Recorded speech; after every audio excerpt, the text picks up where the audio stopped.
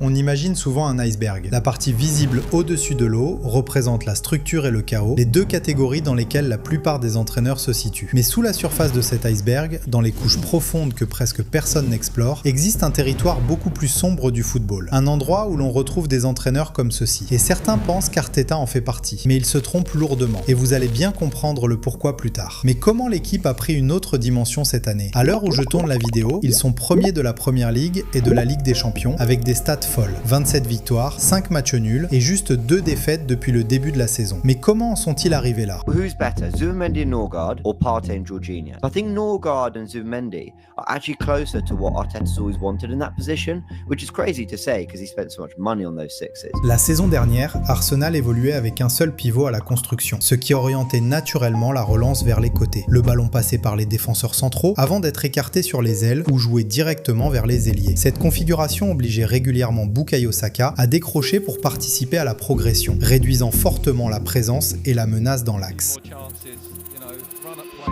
Lorsque cette première option était bloquée, Arsenal se rabattait sur le jeu long, une solution inefficace sur la durée en raison du risque élevé de perte de balle.